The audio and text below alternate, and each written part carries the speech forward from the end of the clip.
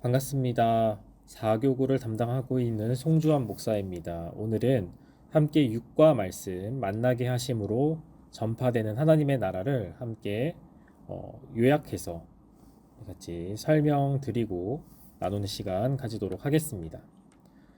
우리 공과 진행을 보시면은 말씀은 8장 26절에서 40절까지의 말씀입니다.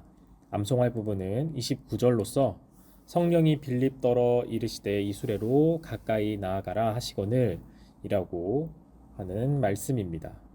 그리고 요점은 하나님 나라는 성령님의 인도하심을 통해서 전파된다. 하나님의 도우심이 함께한다 라는 사실을 우리가 중점적으로 우리 말씀을 살펴보도록 하겠습니다. 본문의 이해를 돕는 설명을 잠깐 드리도록 하겠습니다. 빌립은 주의 사자의 인도하심을 먼저 받아서 광야 길로 떠났고 또 성령의 인도하심을 받아 에티오피아 내시를 만나게 되었습니다.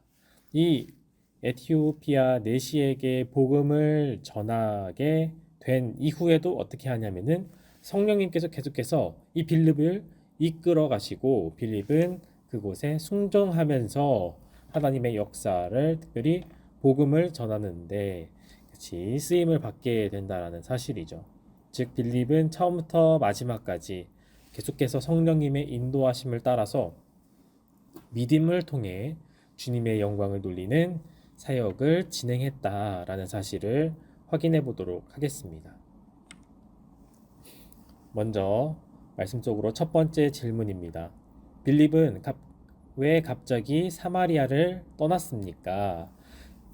빌립이 사마리아에 있다가 떠나게 된 이유는 바로 주의 사자가 그곳을 떠나라고 그렇게 얘기를 했기 때문이죠. 즉 성령님의 인도하심을 통해서 광야로 나갔던 것입니다. 그런데 광야라는 곳은 어떤 곳인가요? 바로 사람이 살기 척박한 땅, 즉 사람이 사는 장소가 아니고 그리고 사람들이 그곳에 즐겨 가는 장소가 아닙니다. 가고 싶은 장소가 아니고 오히려 피하고 싶은 장소라는 것이죠. 그런데 빌립은 성령님께서 광야로 가라라고 하는 이 말씀에 순종을 합니다. 즉 성령님께서 인도하시는 그 이끌림에 순종하여 가니 누구를 만나냐면 옥토의 마음을 가진 마음밭이 아주 잘 가꾸어지고 하나님을 사모하며 그리고 영접하기를 원하는 그러한 한 영혼을 만났다라는 거죠. 그래서 이처럼 주님의 일을 할 때 우리가 기억해야 할 것은 복음을 전하든지 주님의 일을 하든지 주님께서 이끌어 가시는 그 인도하는 길이 항상 우리가 보기에 좋은 길 또는 가고 싶은 길만 있는 게 아니라는 거죠. 그러나 하나님께서는 그곳에 가기를 원하시는데 한 영혼이라도 주님을 갈급하게 찾는 그 한 영혼이라도 주님 그곳에 가기를 원하시고 또한 그곳으로 인도하신다라는 사실입니다. 또 우리가 기억하고 있는 하나님께서 보내셨는데 그곳에 가기 싫어했던 구약의 선지자가 있습니다. 바로 요나 선지자죠. 이 요나 선지자는 자신을 멸망시켰던 굉장히 자신들을 괴롭혔던 그 나라에 가라고 명령하셨을 때 그 명령에 순종하지 않았죠. 하지만 결과적으로 하나님께서 강권적인 역사를 통해서 그렇게 그곳에 순종하도록 그렇게 이끌어 가시는 그러한 모습들도 보게 되옵니다. 우리가 이런 사실들을 볼 때 우리는 하나님의 말씀을 또 특별히 복음을 전하며 하나님의 일들을 행할 때 우리가 항상 가고 싶은 길로 가는 것은 아닙니다. 그럼에도 그곳이 또 하나님께서 원하시는 길이라면 우리는 그 성령의 인도하심을 잘 순종하면서 따라야 한다라는 사실을 말씀을 통해 알 수 있습니다. 두 번째 질문입니다. 광야에서 만난 사람은 누구이며 그는 무엇을 하고 있었습니까? 바로 거기에서 만난 사람 옥토의 마음을 가진 사람이 누구였냐면은 에티오피아 여왕 간닥의 국고를 맡고 있던 관리인 넷이었습니다. 그리고 그 사람은 거기에서 만났을 때 무엇을 하고 있었냐면요. 선지자 이사야의 그 성경 말씀을 읽고 있었다라는 거죠. 이 에티오피아라는 나라는 어디에 있을까요? 바로 아프리카에 있습니다. 이 에티오피아와 지금 현재 빌립이 살고 있는 이 예루살렘까지는 약 1,500km 이상 되는 거리로서 지금 타고 있는 마차로 계산을 할 때 한 달이 넘게 걸리는 엄청난 긴 여행 그런 기간이라는 거죠. 굉장히 먼 지역입니다. 그 먼 거리를 지금 이 에티오피아 내시는 왔다가 다시 돌아갑니다. 즉, 이 에티오피아 내시는 무엇을 한 거냐면은 예루살렘으로 찾아가서 하나님께 예배를 드리고 또 그리고 귀환을 하는 중에는 뭐 했냐면은 이사야서를 탐독하고 있는, 즉 하나님의 말씀이 무엇일까 알기를 원해서 성경을 묵상하고 있는 그 열정적인 모습을 우리가 보게 되는 것이죠. 그런데 이 에티오피아라는 나라는 특별히 예루살렘, 이스라엘 사람 입장에서 보았을 때는 이방인이죠. 또 유대인들은 에티오피아 사람들을 비천한 민족이라고 생각하며 경멸했었습니다. 하지만 우리가 이때 성령께서 인도하셔서 에티오피아 내시를 만나게 하셨다는 이 사실을 볼 때 우리는 무엇을 알 수 있냐면요. 바로 하나님께서 이 복음, 기쁜 소식을 이방인에게도 전하기를 원하신다. 하나님께 또 그들에게도 나타나신다. 하나님의 은혜를 드러내시고 또한 그 은혜에 참여하도록 그렇게 인도하시는 모습을 보게 되는 것입니다.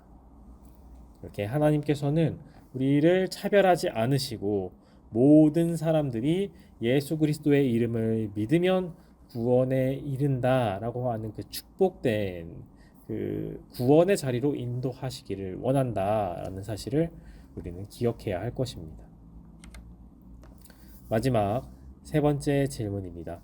빌립이 에티오피아 여왕 내시에게 한 일은 무엇입니까? 바로 그렇게 이사야서를 탐독하고 있고 하나님께 예배드리러 왔던 그 열정을 가진 그 내시에게 어떻게 했냐면요.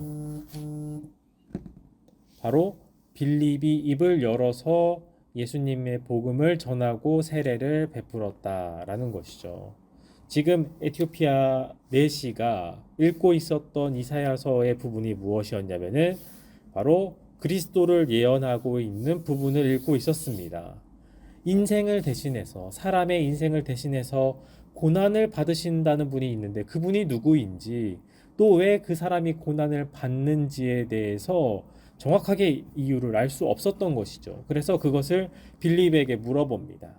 빌립은 구약이 말하는 바로 이 사람, 특히 기다리고 있는 그 약속된 메시아가 바로 예수 그리스도임을, 또 그리스도 그분께서 십자가에 달려 우리의 죄를 사하셨음을, 그래서 우리가 그 예수 그리스도의 이름을 믿고 구주로 고백한다면 모두가 구원을 받을 수 있다는 그 복음의 사실을 전해 주었습니다.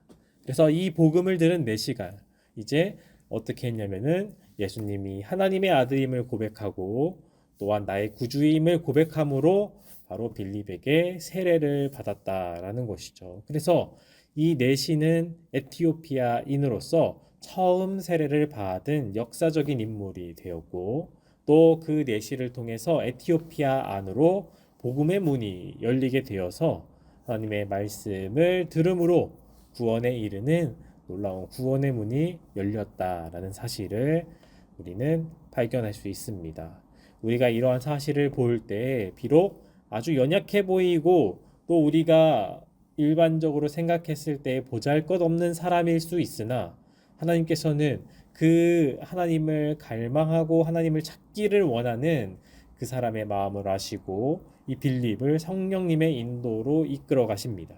그래서 그 성령의 이끌림대로 순종한 빌립이 복음을 전하고 또한 그 복음을 들은 이 한 사람으로 말미암아 수많은 영혼들이 구원받는 구원의 놀라운 역사를 경험하게 되는 것이죠. 우리도 또한 유대인의 입장에서 볼 때, 이스라엘의 입장에서 볼 때에는 이방인과 같은 사람들입니다. 우리가 먼저 그 복음을 취한 은혜의 민족이 아니죠. 하지만 우리가 그 안에서 하나님의 사랑을 전하는 또 성령님의 이끌림대로 성령님께서 이끄시는 그 인도대로 순종한 수많은 사람들의 그러한 정말로 핏값 또 하나님께 순종했던 믿음의 사람들을 통해서 우리도 그 복음을 취함으로 구원을 얻은 것처럼 우리도 또 한 사람으로서 다른 이들에게 이 복음을 전해야 할 사명을 가진 자로서 어떻게 해야 할까요? 어떠한 자리이든지 어떠한 상황이든지 이 복음을 전할 수 있는 준비를 하고 또 우리가 그 성령님의 이끌림대로 순종하면서 나아갈 때 또한 하나님께서 놀라운 구원의 역사를 일으키신다라고 하는 사실입니다. 마지막 마무리입니다. 먼저 첫 번째로 같이 나눔을 나눠주실 때 내 뜻과 계획이 아니었음에도 불구하고 주님의 뜻대로 순종했던 그런 경험들을 함께 나누어 주시면 좋겠습니다. 그래서 주님의 뜻대로 순종했더니 하나님께서 그 가운데에서 역사하시고 더 좋은 하나님의 기쁘신 뜻대로 우리 좋은 결과 또 하나님께 영광이 되었던 또 내가 그런 귀한 경험을 했던 그런 경험들을 함께 나누어 주시고 또 함께 그렇게 나누어 주신 다음에 기도할 때는 우리가 함께 복음의 열정을 가지고 그 복음을 선포함으로 하나님의 나라가 확장되도록 주님의 말씀에 순종하며 그렇게 살아가도록 함께 기도해 주시기를 바랍니다. 그리고 적용으로는 우리가 하나님의 말씀에 근거해서 복음을 전할 수 있어야 합니다. 우리가 그 기회가 왔을 때 그 기회를 우리가 잘 활용을 해야 되는 것이죠. 우리가 하나님의 말씀을 내가 복음을 알고 있지만 그 복음을 전하지 못한다라면 그것은 우리의 그 사명을 망각하고 그 책임을 올바로 수행하지 못하는 것이 되겠죠. 그래서 우리는 항상 이 복음을 전할 수 있는 준비가 되어야 합니다. 하나님의 말씀에 근거해서 복음을 전할 수 있도록 우리가 함께 적용을 하면 좋겠습니다. 그렇게 해서 주기도문이나 대표기도를 하시고 이 구역 예배를 마쳐주시면 되겠습니다. 네, 오늘도 고생하셨습니다.